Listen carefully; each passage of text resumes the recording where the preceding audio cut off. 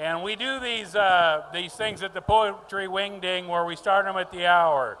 And so right now, if we could kind of start getting back to our seats and not visiting, we can get our next performer up here. It's a big deal when these guys come up and perform, and you guys have been an awesome audience for all of them. Our next guest is Dan Kaiser. Dan Kaiser is a local boy from Astoria. Yep. And a lifelong fisherman, and he's going to tell you more about it, but please welcome to the stage Dan Kaiser.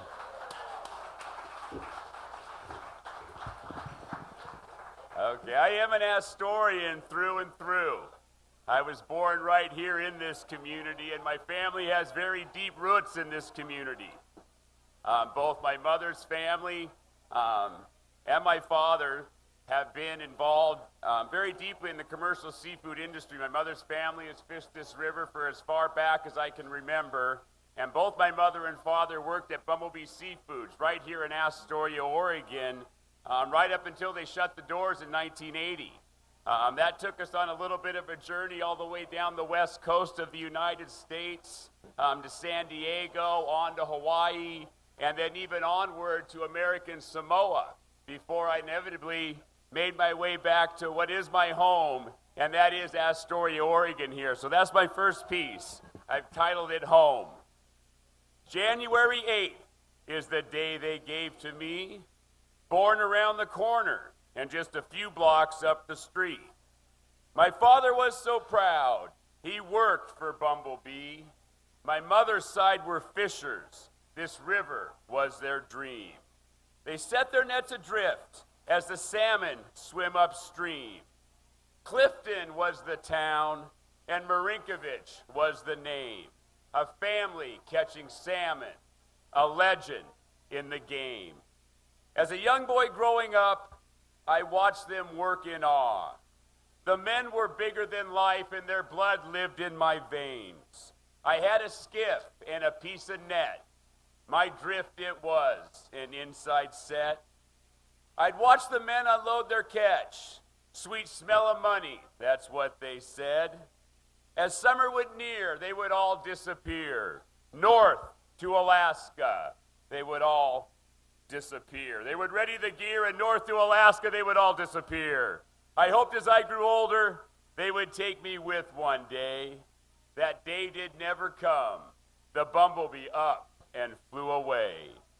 Elmore Cannery is where I would play, fishing off the dock as my father would work away. When they shut down Elmore, a piece of Astoria died that day. We would hitch a ride with that big B. San Diego and then Hawaii were just two of the stops for me. Yet destiny would have its way, and I would come home and fish one day. My first drift when I came back was on this river with my Uncle Jack. Yet that was not enough for me, so I packed my bag for the Bering Sea. As I look back and reminisce, the home of past does not exist. The pilings mark what now is gone. I walk the docks, I work the trade. Slowly I watch as the memories fade. I close my eyes, I hope, I pray to find my home from yesterday.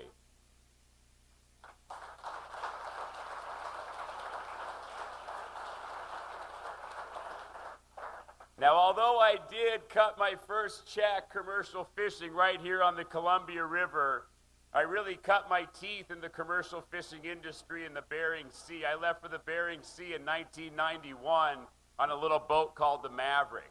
And I really found my niche in this industry standing on the decks of these commercial fishing boats. I could chase crabs in the winter, salmon, halibut, and blackcod throughout the summer months. And I became, in an essence, sort of a gun for hire because I learned very quickly that all those promises that the captain makes of future promotion to the wheelhouse are never going to happen. So you got to look out for yourself. So this one is called Boots on Deck because as any captain knows, the boots on the deck of that boat are the engine that drives the machine. So boots on deck. Who are the men who risk the most? They wander the deck, much like a ghost. The boots they wear are just like them, extra tough in the ice and the wind. We work the deck, we haul the gear. When the crabs are thick, we root, we cheer. The days are short and the nights are long. Through the freezing spray and sleepless nights, through the pain and exhaustion, you must keep up the fight. The deckhand, he dances to his own special song. A dime a dozen, some captains say. My gear, my boat, we do things my way. A good crew can be hard to find. A good captain knows where to draw the line. Can you haul them faster? He yells from upstairs. I've never seen a pot hauled from that bastard's chair. The deckhand's life, I know it well. No place for man, a frozen hell. The ocean spits out a broken bunch. 5-star hotels and high-end scotch. Come noon the next day, you can't afford lunch. Good fortune is only a season away. We save for tomorrow, we fish for today. The pots keep on coming, there are bugs on the run. Stuffing the hole, we never had so much fun. More crab in the tank means more cash in the bank. You must find a reason for working so hard, so far from our family and all those we love. The family at home waits by the phone. When will Daddy call? When will he be home? The season has been so long, we don't have much left. Our energy's gone. One thing you know for sure, your brother's got your back, standing at the rail or high up on the stack. When all is said and done and the gear is on the beach, you feel it deep inside, and home is within reach.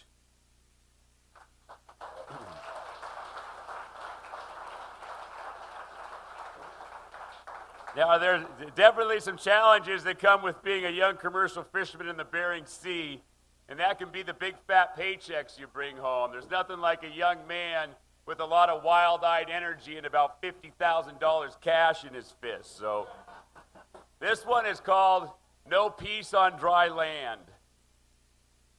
Although I was born right here on dry land, I cannot find peace or work for my hands. From the first salmon I picked from the net to that last pot I slammed to the deck. The waters I work provide protection and peace. Yet the demons I leave at the dock in the light patiently wait for my return to dry land in the night. Sitting close on my shoulder as I take that first drink, the demons of dry land, now one on each side. Once back on the beach, there's a fight deep inside. The attitude it takes to survive at the sea. Pour me a double, I know what I need. The friends are many when you're ringing the bell, but it can be hard to find one when the handcuffs come out. A Disneyland dad was the best I could do. The struggle within tosses priorities askew. The shorter the stay, the less damage done. This stay on dry land can be so much fun, yet what is it, that thing, that sends it awry? It could be the liquor or the salt on my fries. Depends who you ask, but I'm not a bad dude. A fight in the bar and another black eye. But back on the ocean, I'm a hell of a guy. Pull the chains off and let the pots fly. These 30-foot seas make me feel safe deep inside. It's the demons of dry land that gives me such fright. Yet home's what I fight for and why I work so damn hard. My days on the deck have now come to an end. I search for adventure to feed the void in my life. The demons of dry land still close by my side. It's time once again to give dry land a crack. Don't go so crazy and cut life some slack. The ocean can't save you. You're too old to go back. One thing's for sure, we never give up. Even when we fail, we get right back up.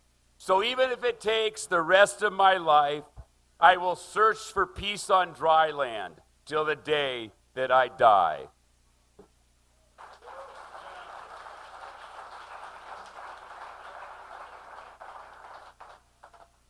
Now, as we would prepare for these big crab season, and I'm talking about going up to the Bering Sea in October and staying until April. A lot of our fisheries were staged right there in Dutch Harbor.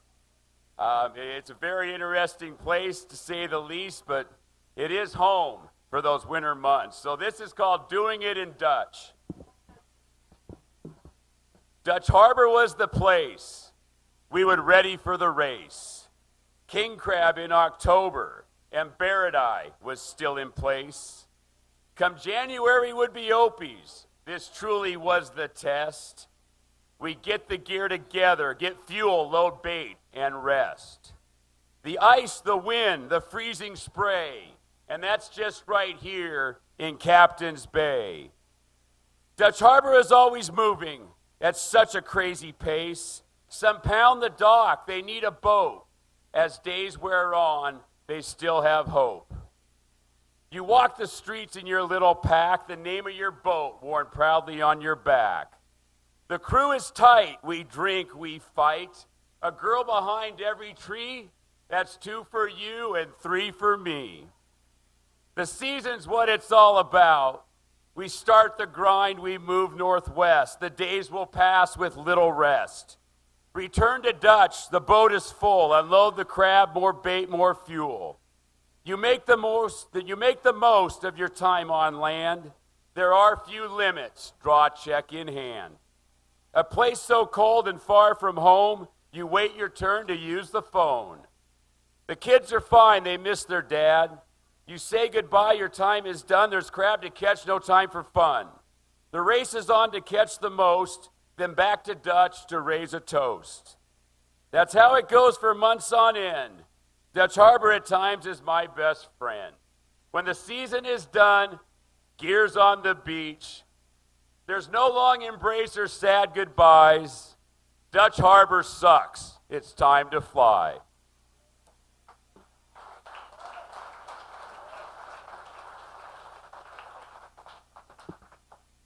Now, the Bering Sea of the early 90s was every bit the heyday that the late 70s were up there in the Bering Sea. The Apelio quota was 300 million pounds. And young men were racing to Alaska with the dreams of getting rich. Yet there was one small catch, and that is the fact that you very well may die trying. The 90s in the Bering Sea crab fisheries were the deadliest of any fishery in the entire world. You would have to deal with the soul-crushing exhaustion of day after day in the bone-chilling cold. It was catch as much as you can, as fast as you can, no matter the weather conditions that were presented.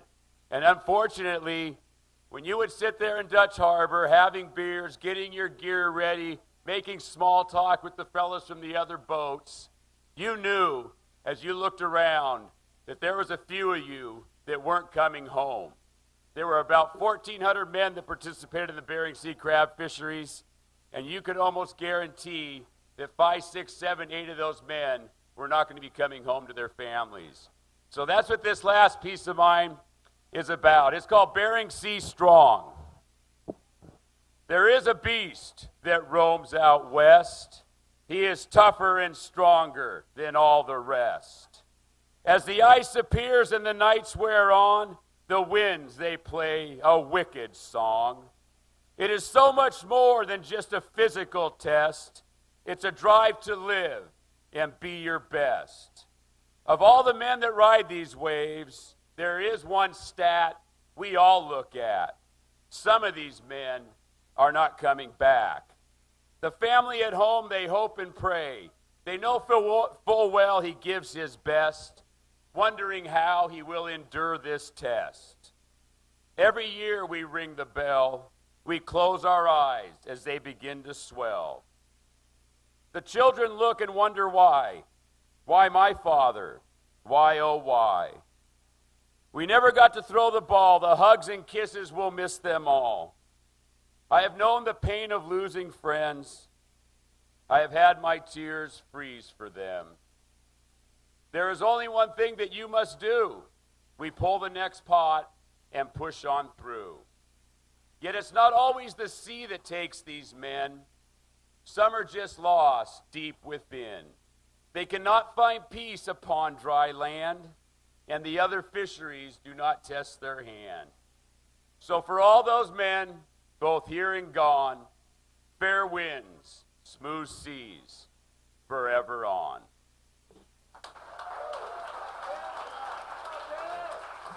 Well, thank you all very much for letting me be part of your Fisher Poets weekend here. And I tell you, if you're not already having a good time, I suggest putting a couple pumps of grease in the old rudder post, loosen up a little bit, and let Astoria know that the fishermen are in town.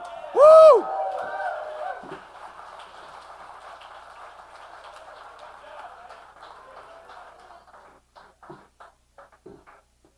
Oh, thanks, Dan.